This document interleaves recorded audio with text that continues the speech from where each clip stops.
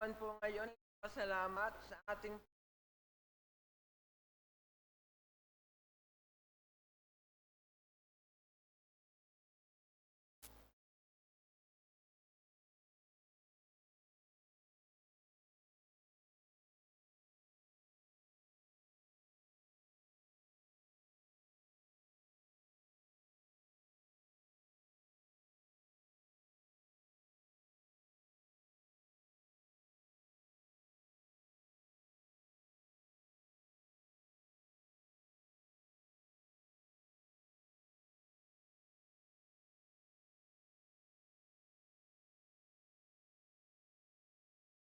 taon na mabuhay at matamasa ang iyong mga biyaya.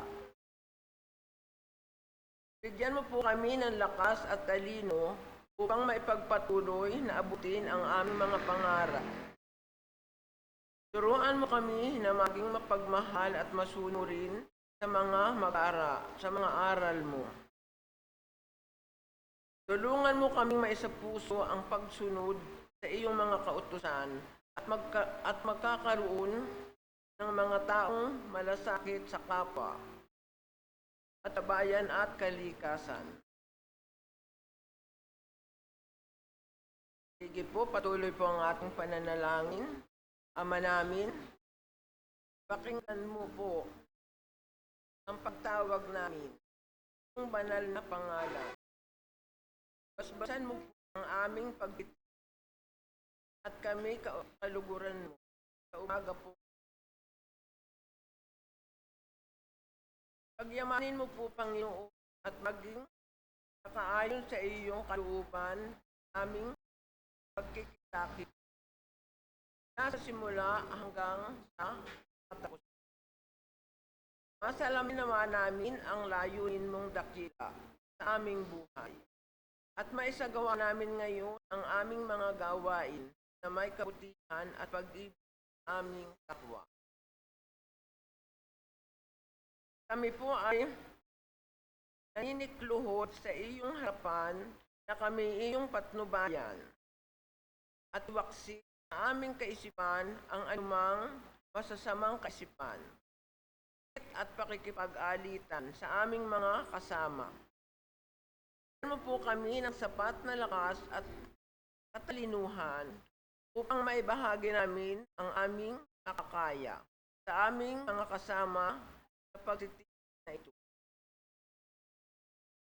Ilagay mo po sa aming diwa at puso ang pagmamahal na hindi naghihintay ng anumang kapalit, nagkakaloob ng anumang tulong.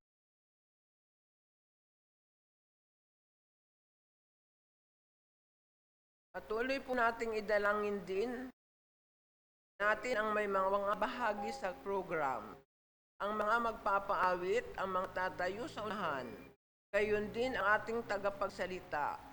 Tanging ang Panginoon ang magbigay papuri sa kanilang pagtayo dito sa unahan.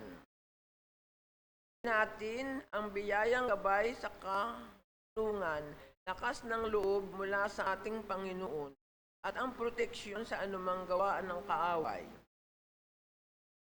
Ang tanging motibo sa kanilang pagtayo dito sa unahan, kung magpapakumbaba silang maging kagamit-gamit sa gawain ng Panginoon, at maging daluyan sila ng pagpapala at kalakasan sila ng Iglesia ng Diyos.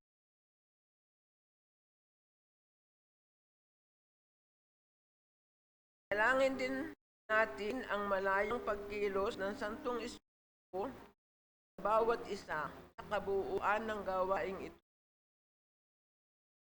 Patuloy po tayong manalangin maging proteksyon at pag-iingat sa atin ng Panginoon mula sa umpisa hanggang sa matapos ang gawaing panambahang ito. Gayon din ang pag-iingat ng Diyos sa bawat isa para sa ilan pang mga aktibidad natin sa araw na ito.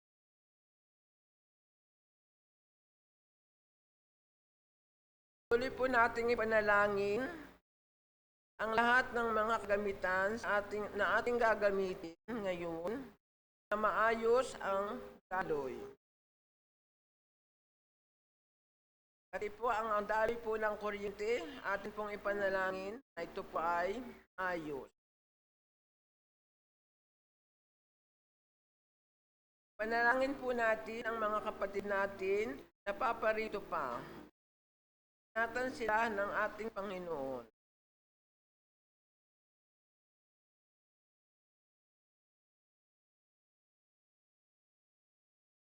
Patuloy po ng ating pananalangin, mahal na Panginoon.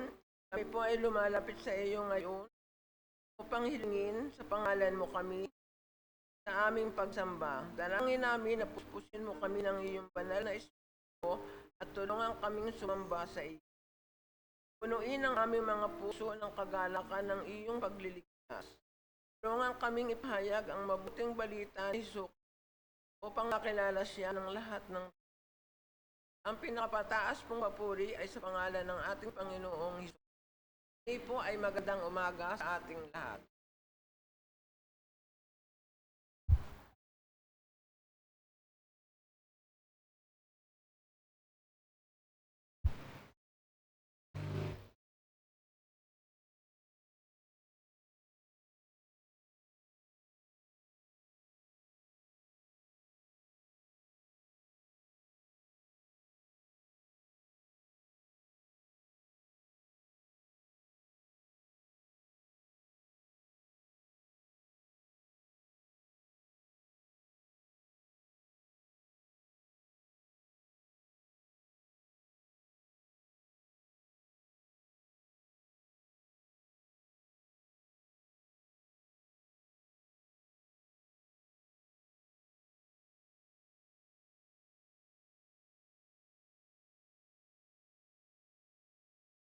Anyayahan ko po ang lahat na magsitayo. Yan.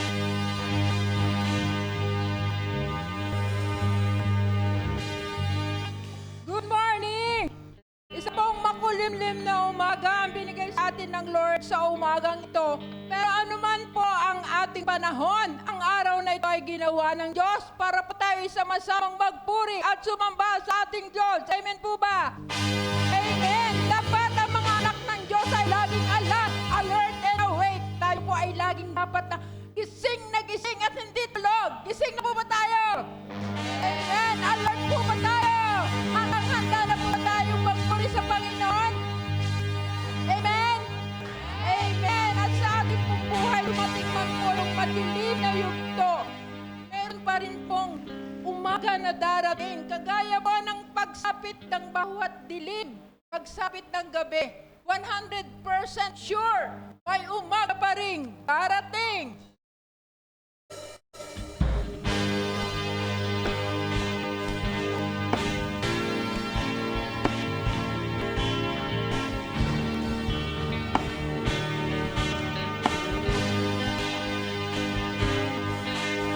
Ganda ng umaga, ay saya ng buhay ko at ang sigla. Ako'y mahahanda na alaawit ang papuri sa Kanya.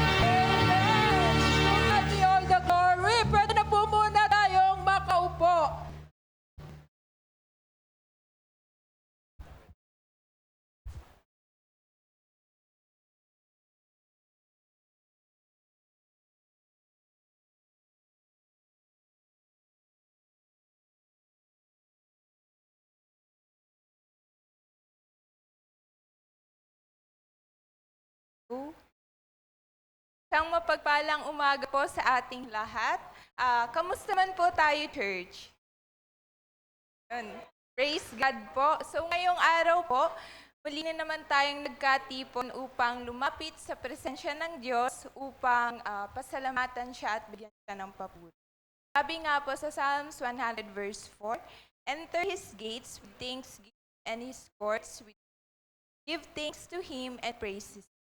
So noon po, ang mga tao ay pumapasok sa templo, dala ang kanilang handog ng pasasalamat. Pero ngayon, ang ating papuri at puso ang pinakamagandang handog sa harap ng Diyos. Dahil po kay Jesus, direkta na tayong nakakalapit sa Diyos. At sinasabi po sa talatang ito na ang tamang paraan para pumasok sa kanyang presensya ay hindi may reklamo o takot. Hindi may pusong puno ng pasasalamat at pagpupuri. Kaya habang pumapasok po tayo sa kanyang presensya sa pamamagitan ng pagsamba, gawin natin ito hindi dahil sa nararamdaman natin, kundi dahil siya ay karapat-dapat purihin at pasalamatan magpakailan. Kaya church, handa na po ba tayong ialay muli ang ating buong puso sa kanya ngayong araw? Amen po ba? Amen. Kung handa na po muli tayo, nais ko pong tawagin muli ang music para pangunahan po tayo sa ating pag-awit at pagpupuri.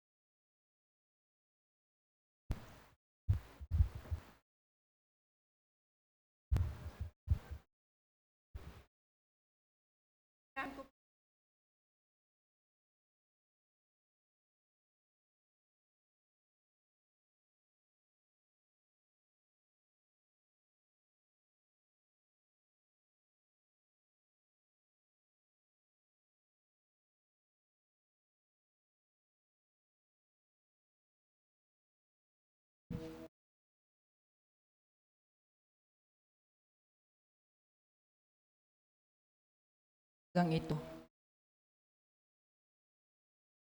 Ano man ang ating mga alalahanin, ipagkatiwala nating lahat sa Panginoon. Patuloy tayong magpuri sa umagang ito sa pamamagitan ng ating pag-out sa Kanya. Gawin nating panlangin ang bawat lyrics ng awitin na ating aawit. Naway naisin ng ating puso na tayo ay sumunod sa kalooban ng Panginoon. At magkaroon tayo ng banal na takot sa Panginoon. Sabi po sa awit, ang pagkatakot sa Panginoon ay pasimula ng karunia. Mapalad ang bawat isa na natatakot sa Panginoon, na lumalakad sa kanyang mga daan. Sapagkat ang pagkakaroon ng banal na takot sa ating Diyos ay nagdudulot ng kapayapaan sa buhay mo at sa buhay ko.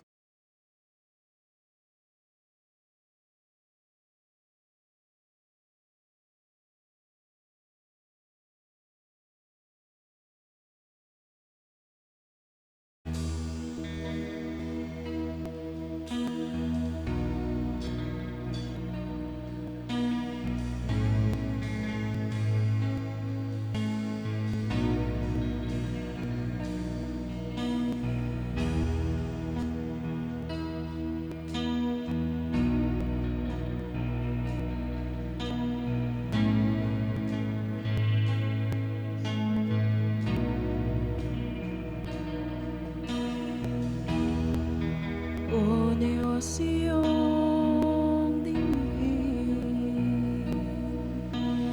aking panalangin.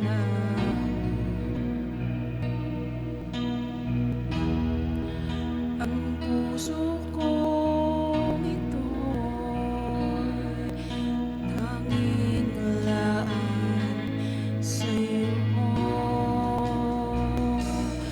Bigyan mo ng banal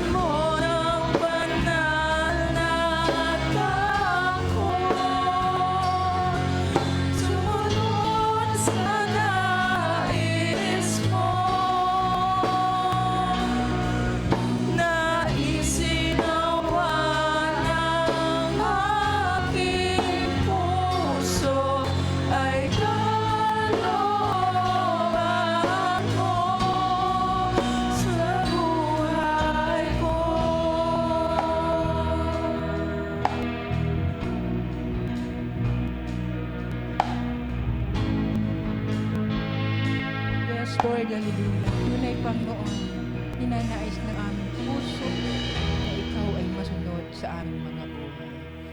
Patuloy po tayong umawit sa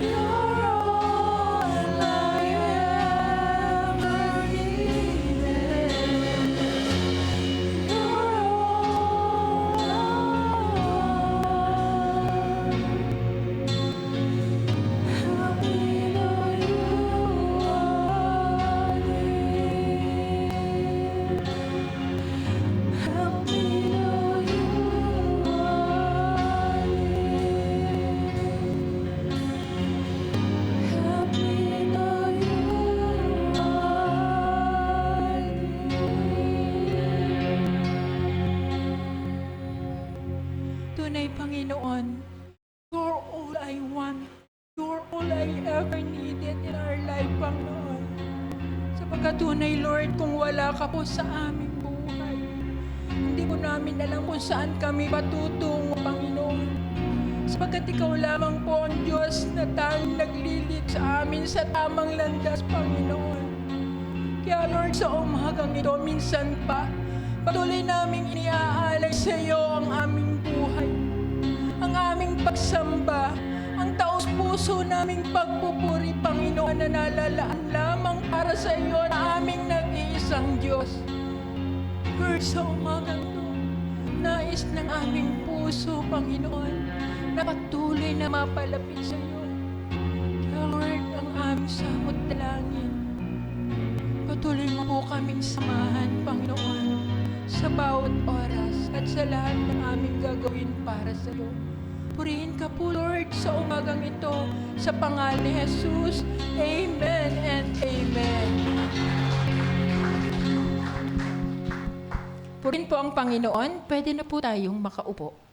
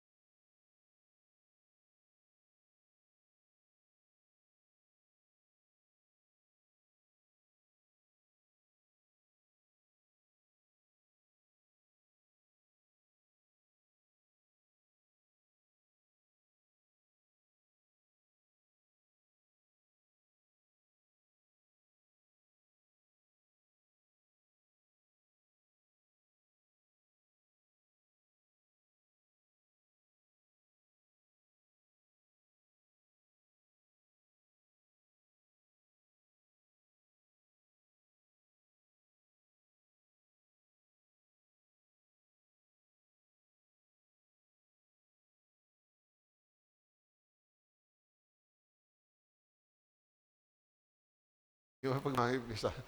May kwento kasi ako. May kwento ako. Oo, talaga nga. Ang pamagat ng kwento ko ay one way. Hindi yung kanta, hindi yung kanta. Yung one way sa kalsada. Pero pong lalaki, driver po siya. Siya po ay, yung kanyang bahay po kasi ay nasa harap ng yung pinaka-main road. Di, siyempre. Tapos, driver siya. Araw-araw yun. Papunta, pabalik, papunta. Kasi nagdi-deliver siya eh. Yun, yung kalsada yun, yung sa harapan bahay niya, dinadaanan niya. Minsan, may mga enforcer, may LTO. Naglagay ng karatula. Naglagay ng karatula doon. Nilagyan one way. One way. Pagdaan niya ngayon, pinara siya. Pinara siya ng mga enforcer. Sir, bakit po? Ba't ka dumaan dito? Sir, bakit po? One way ito. Gulat siya. Sabi niya, sir, two way po ito. Hindi po ito one way. One way ito. Sir, ako yung taga rito lang, sabi niya. Ito po two way ito, hindi po ito one way. Siya pagtalo siya ngayon, naasar. Sabi niya, halika rito, bumaba ka. Pinababa ngayon sa sasakyan, tinuro sa kanyang karatol, halika dito. Nakikita mo ba yan? Tinuro ganon. Nakalagay one way. Sabi niya, ngayon yung lasan nilagay yan eh. Sabi nung enforcer ko, ilalagay ko ito kahapon pa o ngayon o bukas, one way pa rin yan. Sabi niya, titikita na kita. Ganun na. Titikita na kita eh. Haba na ang pila kasi daming nahuli. Sabi niya, sige, ganito na lang. Pag natagalog mo yung one way, palulusutin na kita. Pag natagalog mo yung one way, palulusutin na kita.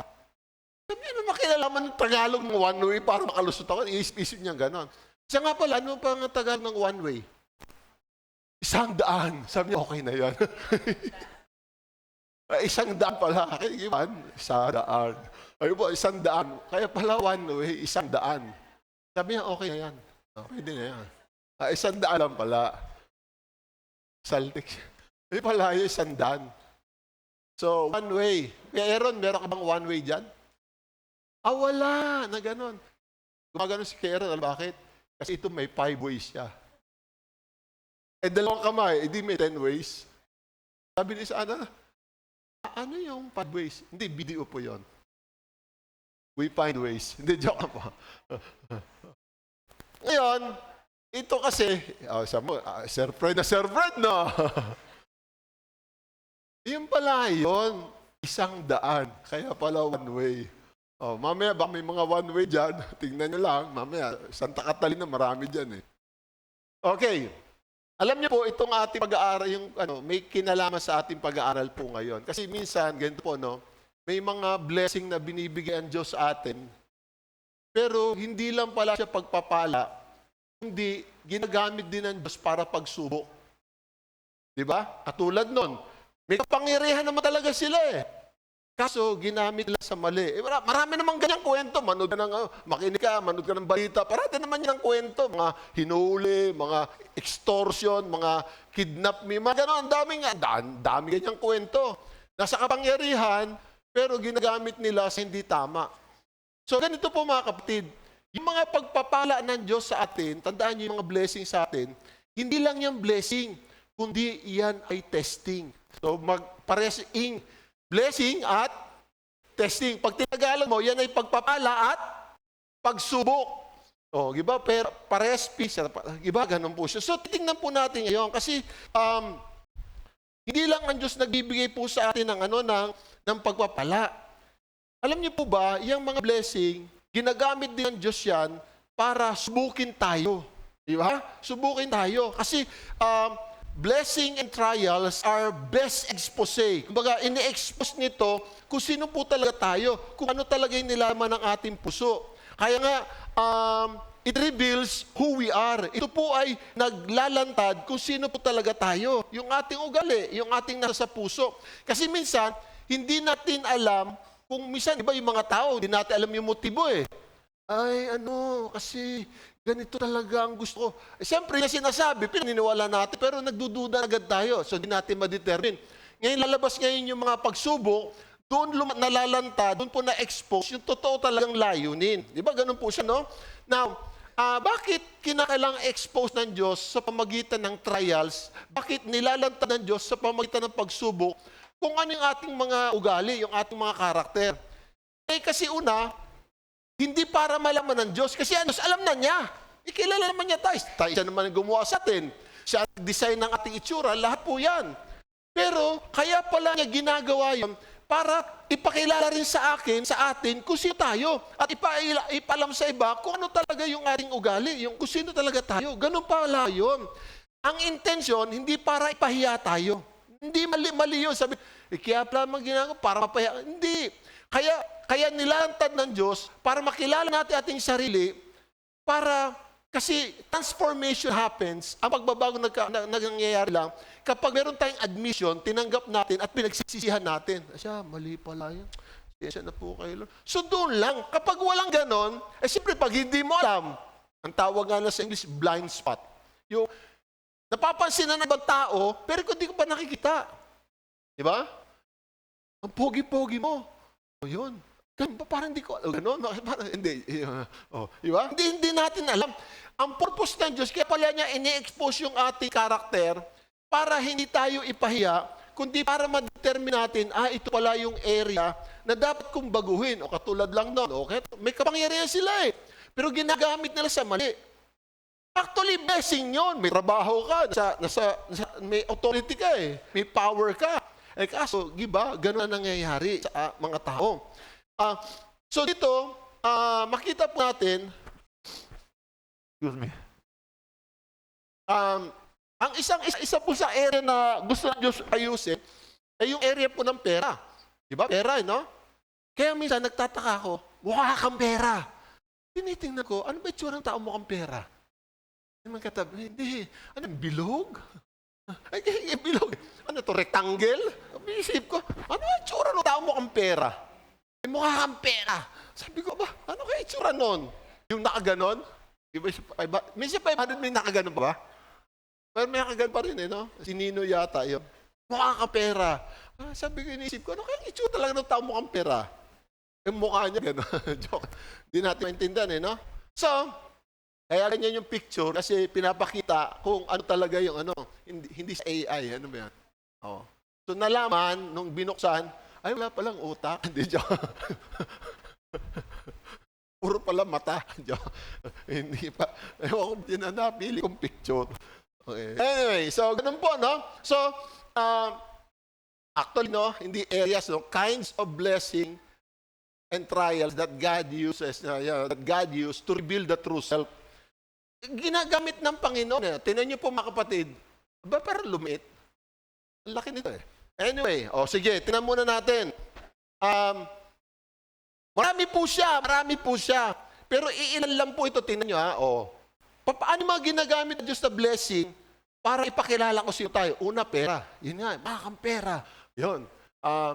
Ba yung kasikatan? Pwede rin yun. Actually, blessing siya eh. Kasi pwede mo naman talaga gamitin siya sa tama. No? Relationship, yan, mamaya, titingnan natin. No? Power. Yung power, yung kapangyarihan, yung power dito. Ang problema kasi sa Tagalog, yung authority nasa kapangyarihan at yung power na kakayanan, kapangyarihan pa din. At least naintindihan naman natin yung power, no? Mamaya, no? Business, bigyan ka ng negosyo. Grabe. Ano pa? Talent. Di ba, may mga tao, ang dami niyang talento.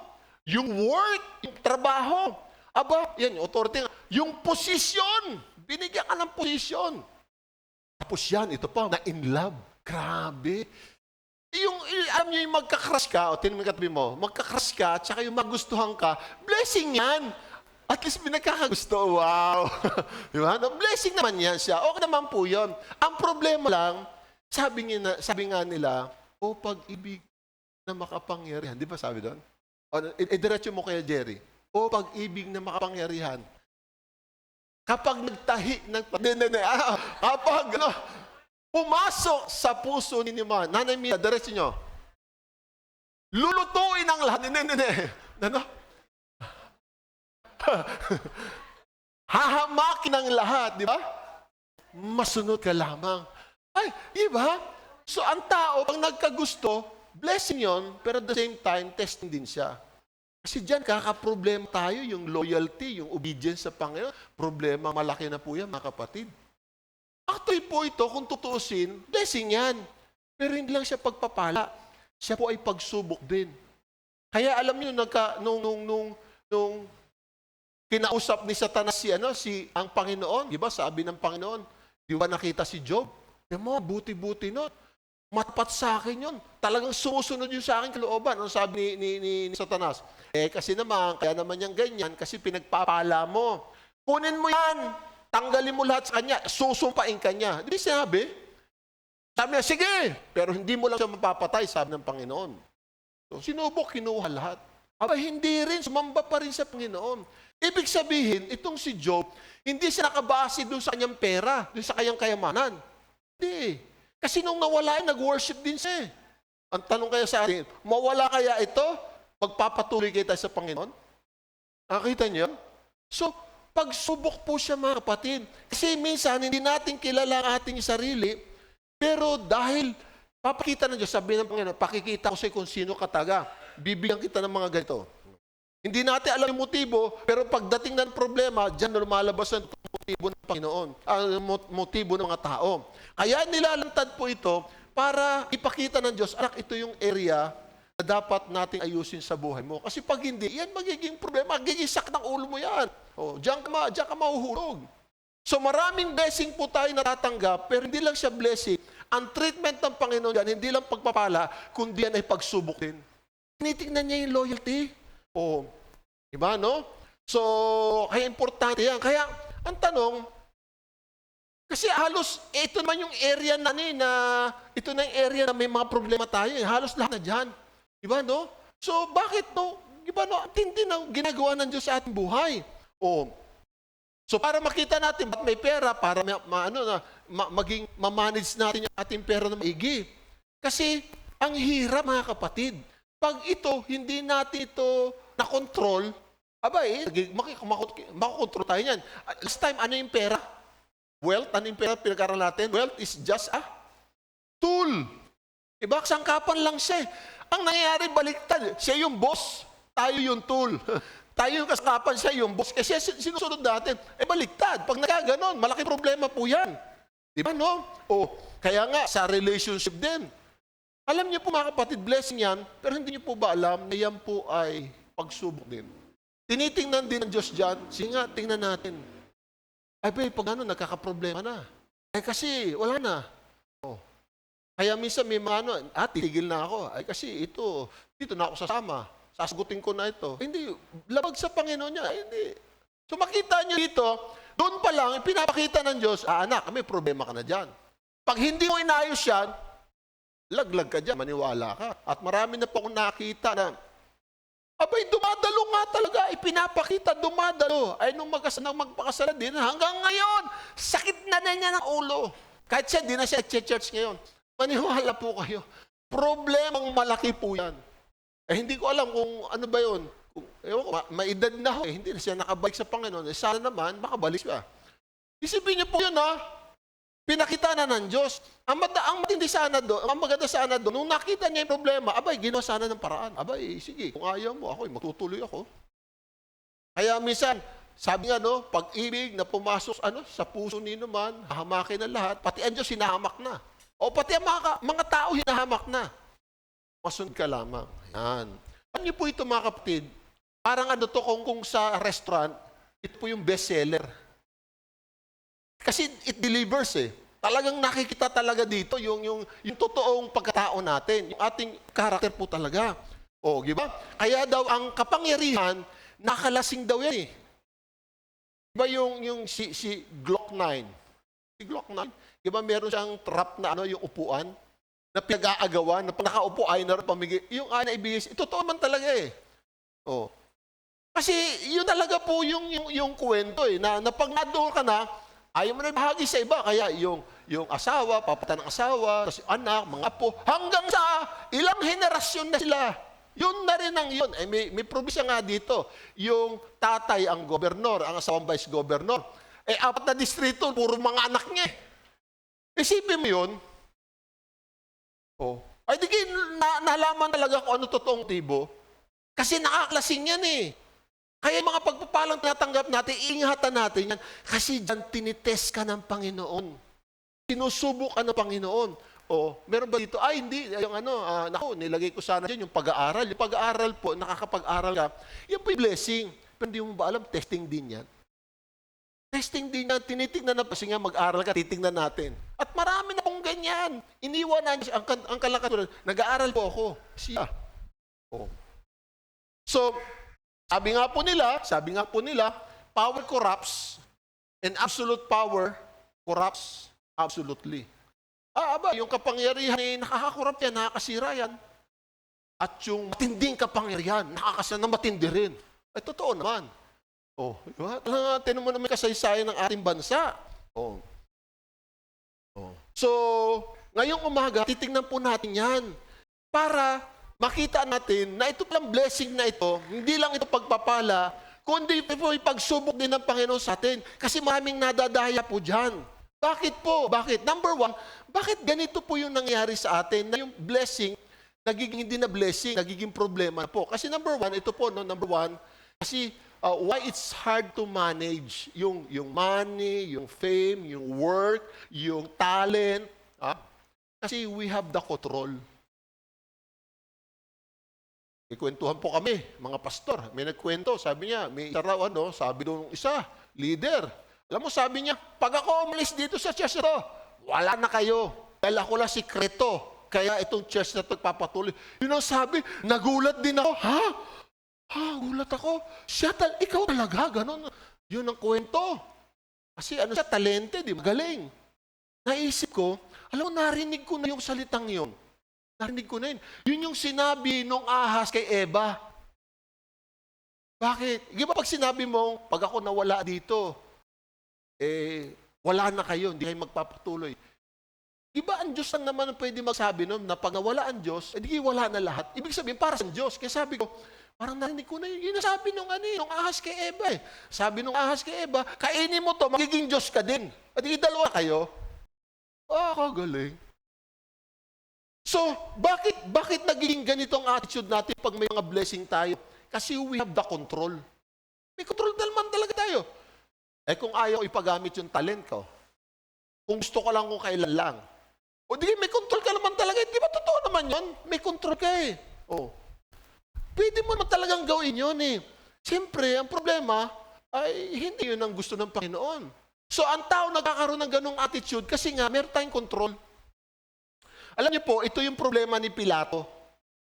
Di ba, din na si Jesus doon sa harapan ni Pilato para sisentensyahan siya. Kasi ang mga Hudyo, walang kakayanan na magpapatay kasi under Roman rules sila eh.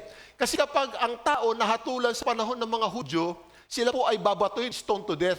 Di ba crucifixion eh? Kasi yun po yung kamatayan, death penalty ng mga Romano. Wala silang kakayanan eh. So dinala ngayon ng mga Parseyo, ng mga religious leaders, si Jesus sa nila kasi wala silang kakayanan. At ang sabi nila, para mabudol nila si Pilato, yang taong niya, si Jesus daw, yan ay nagsasabi siya ang hari.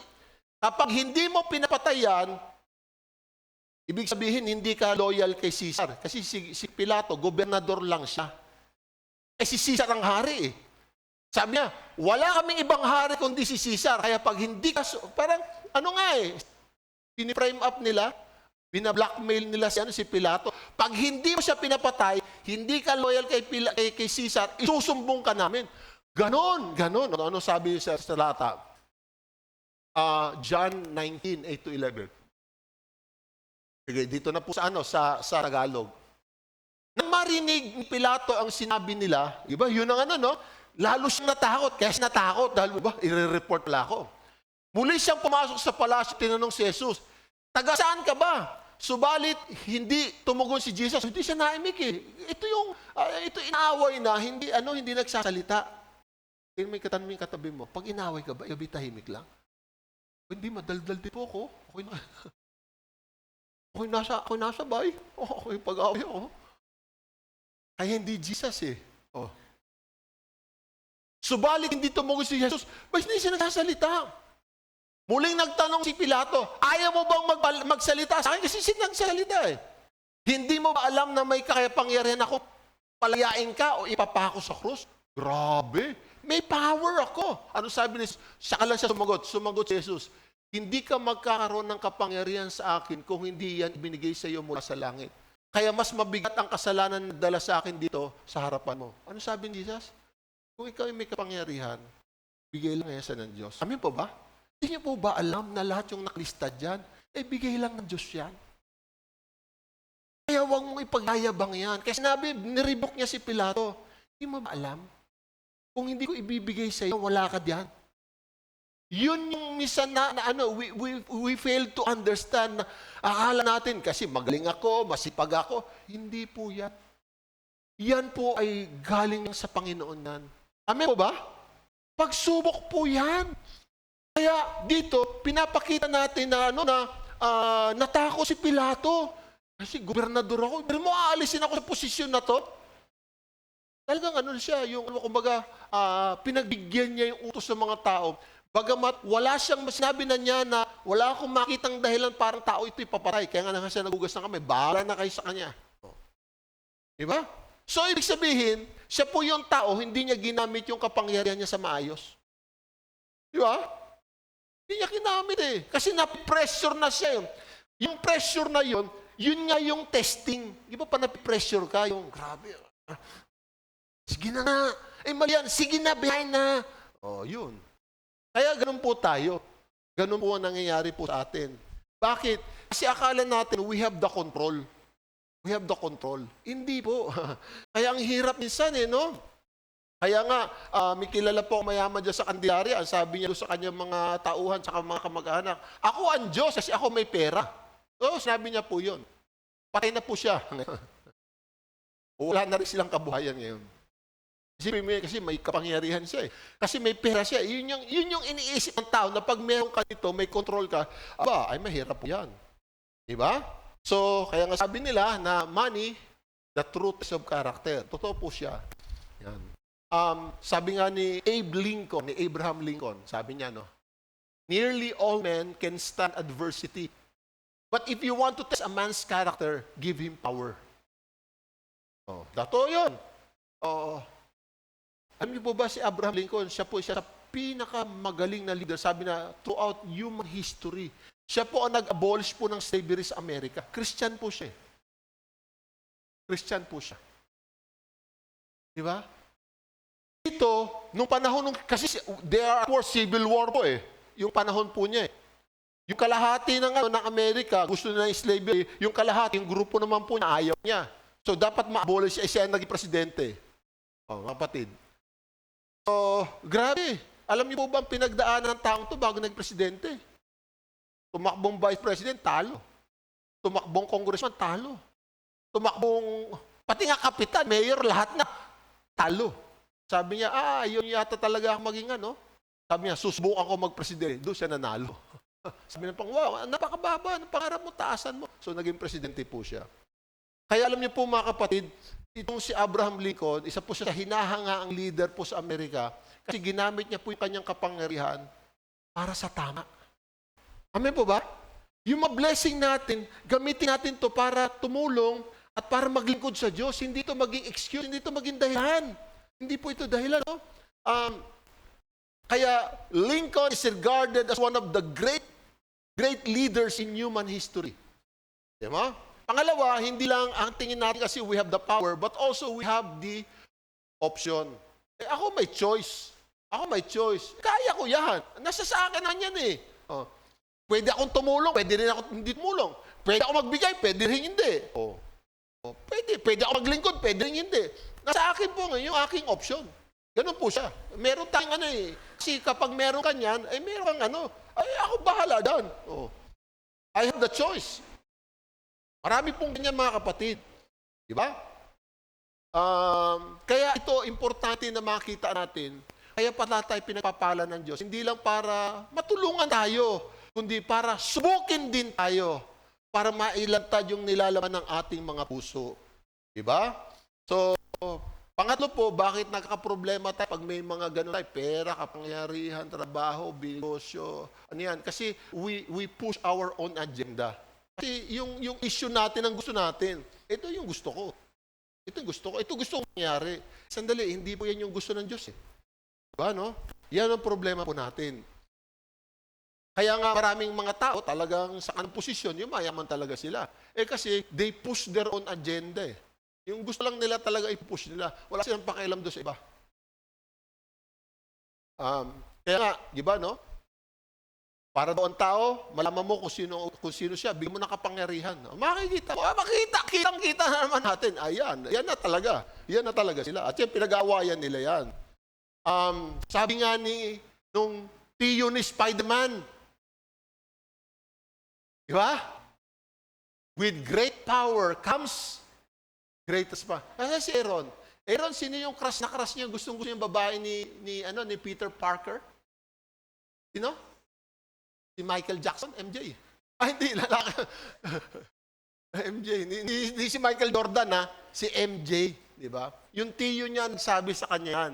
Diba? Yung matigas na si ulo niya Kasi may kapangyarihan na siya Sabi ng tiyo niya, with great power comes great responsibility. Diba? Totoo naman po yun. So pag ikaw pala ay nagkaroon ng talento, pera, kayamanan ng trabaho, pati ma-inlove din po at relationship, malaki responsibility. Amen po ba? It's a test. It is not just a blessing. Ito, in closing. Itong hinihintay ng mga tao, closing, di tatapos na. 10:08 na. 10:08 na. Okay. So, malapit na po. Ito po mga kapatid.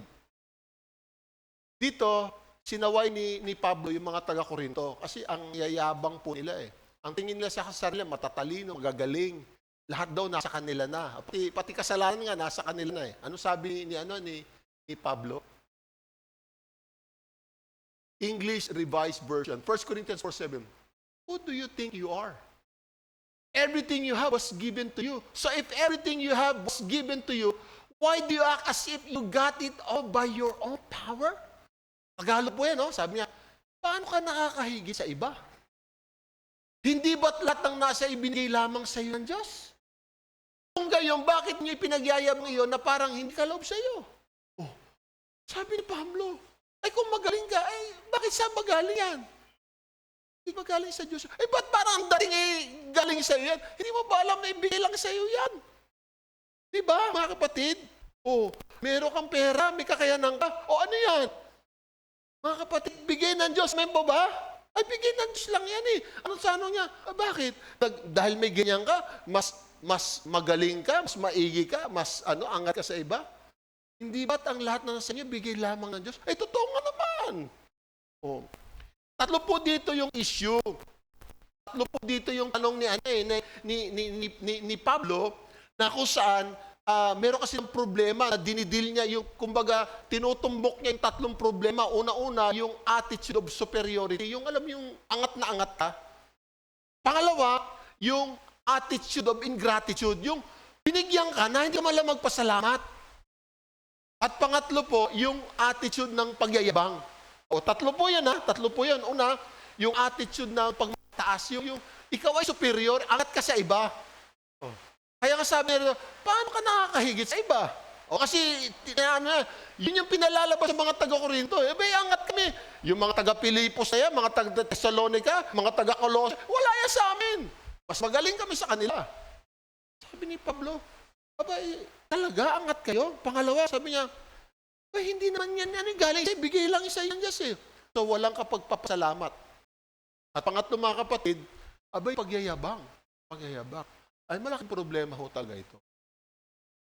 So, ito pong tatlong ito, yung pagiging mapagtaas, kawalan ng pagpapasalamat, at yung pagmamayabang. Ito po yung tanong ni Pablo. Maganda po ito sa uluhin, no? Paano kayo nakakahigit sa iba? Hindi ba't lahat ng nasa inyo ibinigay lamang sa iyo ng Diyos? Kung ngayon, bakit ninyo ipinagyayabang iyon na parang hindi kaloob sa inyo? Kaya nga minsan, ito naman pala yung wisdom ko. Yung bigay lang pala ito ng Panginoon. Anong dapat attitude meron tayo dito? Ipagpasalamat natin. Kaya hindi mo pwede gamitin siya sa masama. Kasi ang nagbigay, mabuti. Pag gagamitin mo sa masama, ibigay nga sa iyo na mabuti, tapos masama. Hindi mo pwede gamitin sa sa rebellion. Ay obedience ang gusto na nagbigay. Kaya itong yung umaga mga kapatid, kaya pala tayo binibigyan ng blessing ng Diyos para ipakita kung ano po yung nasa puso natin. Tayo po yung mag-pray. Pray po tayo. Panginoon, hihingi po kami ng tawad sa inyo. Kasi malimit, Panginoon, naaabuso namin, Lord, yung mga pagpapalang ibinibigay niyo sa amin. Parang ang dating mo talagang parang parang dating akin talaga ito. Ako ang dahilan dito. Pero ngayon ko po na-realize, Lord, na ito pa ibigay niyo lang, Lord. Kasi kung di naman tinulungan, wala naman talaga ito. Kaya ngayong umaga, Panginoon, salamat sa blessing. Kung makita man namin, Panginoon, yung problema sa aming karakter, help us, Lord, pag-meet and also to repent. Kasi ito yung paraan, Lord, para mabago kami, Panginoon. Sige po, ngayong umaga, lapit tayo sa Panginoon. Bigyan ka ba ng Diyos ng talento? Bigyan ka ba ng Diyos ng pera? Bigyan ka ng Diyos ng posisyon? Nakakapag-aral ka ba? So, binigyan ka ba ng Diyos ng relationship? Mga kapatid, ibinibigay ng Diyos ito para ipakita niya na mas kailangan natin siya at para kailangan natin yung tulong ng Panginoon. Hindi para sabihin natin, Lord, may control ako dito. Ako ang masusunod. Hindi yung option eh. Kasi you have the choice. Hindi po yan eh. Kung meron kang choice, it's a choice to obey God. Hallelujah. Habang nakapikit po tayo, nakayuko, babasahin ko ulit. Paano kayo nakakahigit sa iba? Hindi ba't lahat ng nasa inyo binigay lamang sa inyo ng Diyos? Kung gayon, bakit niyo ipinagyayabang iyon na parang hindi club sa inyo? Salamat, Panginoon, sa inyong salita. Pagpalaan niyo po ito. In Jesus' name we pray. Amen. Palakpan po natin, Panginoon. God bless po.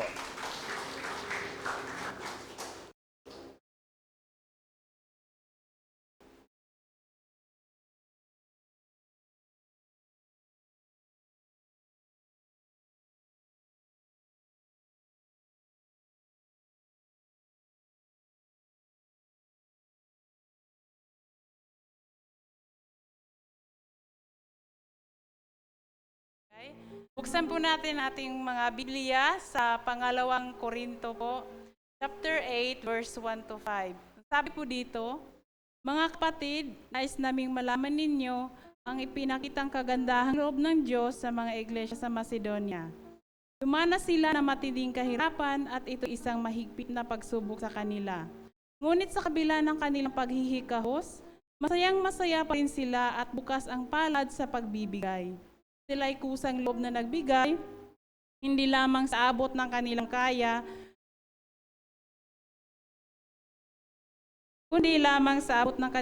kundi higit pa. Alam ko ito sapagkat mahigpit nilang ipinag-uusap sa amin na sila bigyan ng pagkakataong makatulong sa mga kapatid na nangangailangan. At higit pa sa inaasahan namin, ibinigay nila ang kanilang sarili una sa Panginoon at pagkatapos sa amin sa kalooban ng Diyos. Kagaya sa mga tao sa Church ng Macedonia, ang pagbibigay ay hindi nakabatay sa kalagayan ng ating buhay. Ano mga tanggap nating pagpapala mula sa Panginoon, dapat lang nating itong ibalik sa Kanya. 10% lamang po ay ang para sa Panginoon, 90% po ay sa atin. Kung tutuusin po, hindi po tayo lugi. Kaya marapat lamang na ibalik natin sa Panginoon ang para sa Kanya, para patuloy nating mararanasan ang Kanyang pagpapala. Tayo po'y pumakit at tayo po'y manalangin. Panginoon, maraming salamat po sa oras na ito. Maraming salamat din po sa panibagong pagkakataon na kami po ay makapagbalik ng inyong bahagi. Patuloy niyo po kaming turuan na magkaroon po ng pusong mapagbigay. Ito po ang aming samudalangin sa pangalan po ng inyong anak na si Jesus. Amen. Maaari na po tayong magbigay.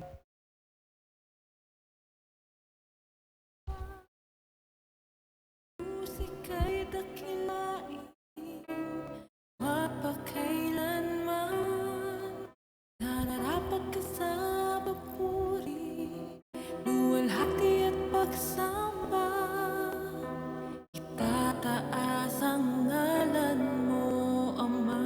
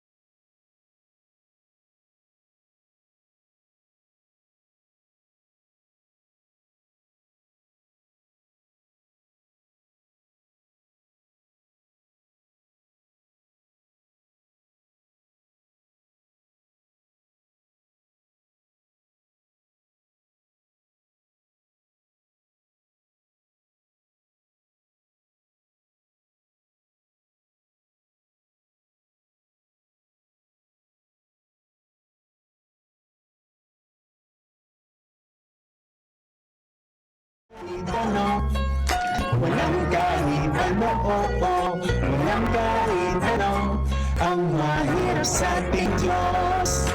Walang kahit ano, walang kahit ano, walang kahit ano, ang mahirap sa ating Diyos. Sa simula pa lamang ay Kanyang kapangyarihan sa kanyang nilikha. Bawat hayop at halaman, buwan araw at bituin, bundok at karagatan, siya ang tanging dumalang. Walang kahit ano, walang kahit ano, walang kahit ano, ang mahirap sa ating Diyos. Walang kahit ano, walang kahit ano, walang kahit ano, ang mahirap sa ating Diyos. Sa Biblia nakasulat, pag-ibig niya sa akin, mataas sa kalangitan, malalim sa karagatan. Sinugo si Jesus upang ako ay iligtas. Namatay muling nabuhay, siya ay naghahari. Walang kahit ano, walang kahit ano, walang kahit ano, ang mahirap sa ating Diyos. Walang kahit ano, walang kahit ano, walang kahit ano, ang mahirap sa ating Diyos. Kung ako'y matitiwala sa pangalan ni Jesus, siya ang aking kaligtasan, langit aking tahanan.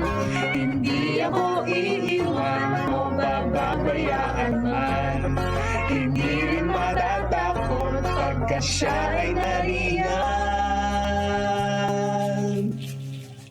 Walang kahit ano, walang kahit ano, walang kahit ano, ang mahirap sa ating Diyos.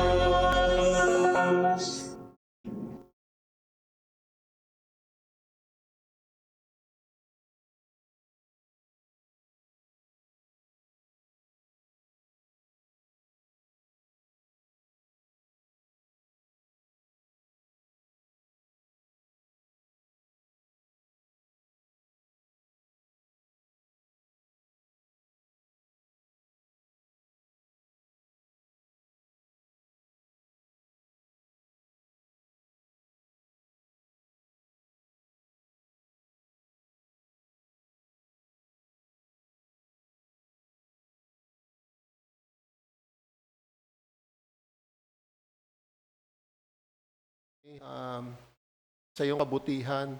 Amin pong inilapit po sa inyo yung aming mga kababayan, lalo po doon sa mga naapektuhan po ng bagyo. Dalangin po namin, Panginoon, na sana po ito, Lord, ay hindi na po makapaminsala.